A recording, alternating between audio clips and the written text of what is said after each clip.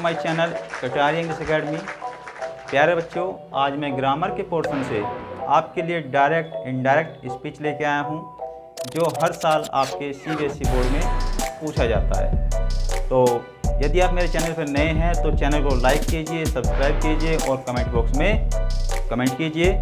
चलिए आते हैं, वीडियो पे आते हैं। चलिए प्यारे बच्चों, आज हम एनसीईआरटी के क्लास 10 के एक महत्वपूर्ण ग्रामर पोर्शन से टॉपिक लेके आए हैं, जिसका नाम है डायरेक्ट और इनडायरेक्ट स्पीच। और जैसे कि मैंने आपको पहले वीडियो में बताया है कि इसमें से हर साल क्वेश्चंस पूछे जाते हैं।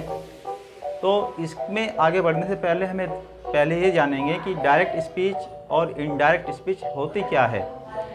डायरेक्ट स्पीच को हम हिंदी में प्रत्यक्ष कथन कहते हैं और इनडायरेक्ट स्पीच को हम अप्रत्यक्ष कथन कहते हैं।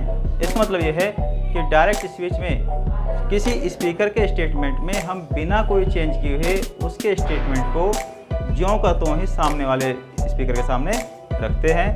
लेकिन जब हम डायरेक्ट स्पीच को इनडायरेक्ट स्पीच में चेंज करते हैं, तब हम स्टेटमेंट में कुछ चेंज करते हैं, जैसे टेंस का चेंज करना होता है, सब्जेक्ट का चेंज करना होता है, और उसमें हमें जो दूसरे जो पार्ट्स ऑफ स्पीच हैं उनको भी हमें चेंज करके इनडायरेक्ट स्पीच में चेंज करना होता है।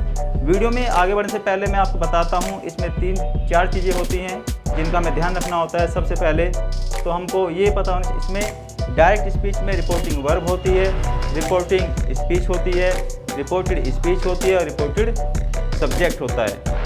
ठीक है, तो चलिए अब हम देखते हैं कि हम कैसे इन चीज़ों को पता लगाएंगे कि स्टेटमेंट में वर्ड्स दे रखे हैं, जो स्टेटमेंट दे रखी है उसमें reporting verb, reported speech, reported verb और रिपोर्टिंग स्पीच कौन कौन से हैं। चलिए देखते हैं। मैं आपके सामने एक एग्जांपल लिख के बता रहा हूँ और उसमें हम जानेंगे कि क्या क्या चीज़ें कैसे होती हैं। एक एग्जाम्पल मैंने लिखा है राम सेज, और उसके बाद मैंने कोमा लगाया, इन्वर्टेड कोमा को स्टार्ट किया, I will go to Delhi. प्यारे बच्चों, ये एक स्टेटमेंट है और ये हमारी डायरेक्ट स्पीच है।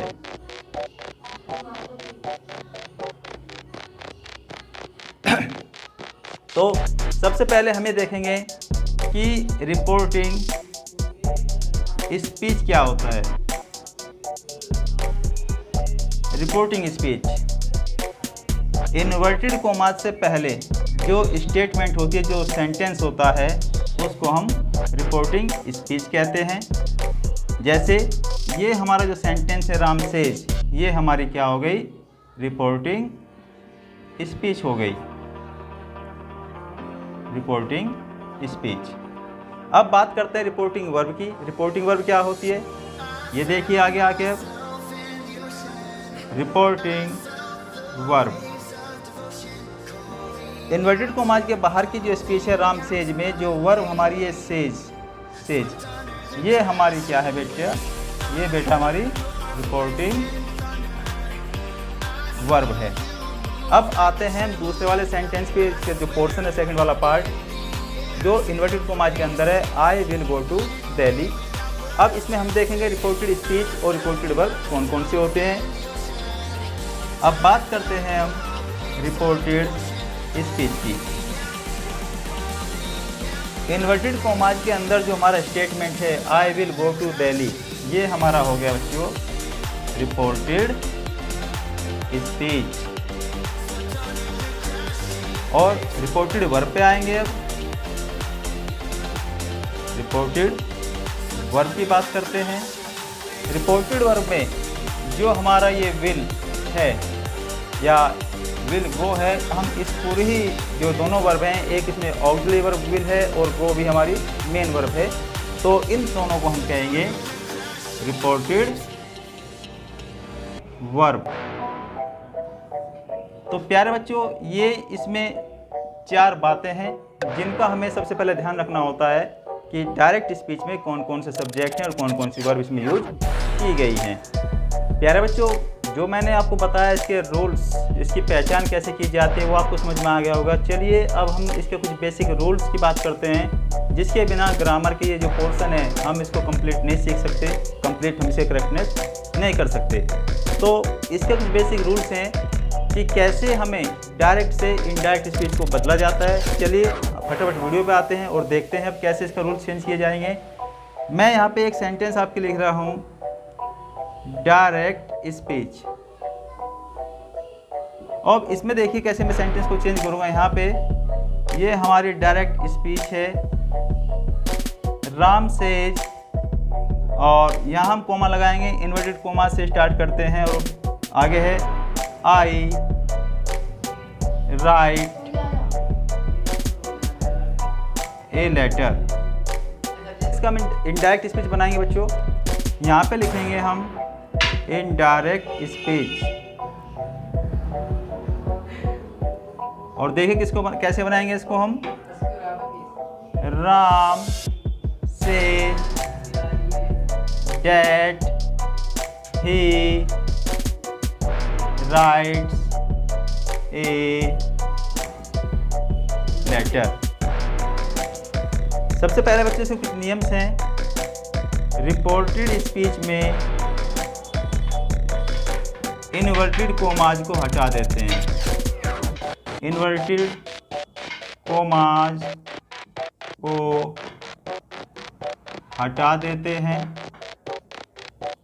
दूसरा नियम ये बोलता है कि इसमें हम कंजक्शन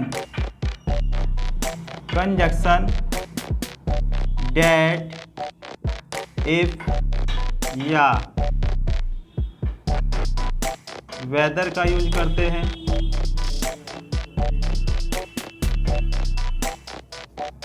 और थर्ड रूल ये कहता है इसका कि इन्वर्टेड कोमा से पहले रिपोर्टिंग स्पीच में जो कोमा होता है उसको भी हटा देते हैं। ठीक है प्यारे बच्चों, आज के लिए इतना ही काफ़ी है, लेकिन नेक्स्ट वीडियो में मैं इसके और जो रूल्स हैं वो आपको बताऊंगा। लेकिन ध्यान रहे कि यदि आपको अच्छे से ज़्यादा मार्क्स चाहिए अपने एग्ज़ाम्स में, फाइनल एग्ज़ाम्स में, तो आपको मेहनत करनी पड़ेगी, रूल्स को पढ़ना पड़ेगा, ग्रामर को समझना पड़ेगा, और क्वेश्चन में लिखते समय आपको कम से कम राइटिंग मिस्टेक और स्पेलिंग की मिस्टेक करनी पड़ेगी, और तभी एक अच्छे मार्क्स आप प्राप्त कर सकोगे। ठीक है, आगे के वीडियो में मैं आपको बताऊँगा इसके जो रूल्स हैं। तब कहते हुए धन्यवाद।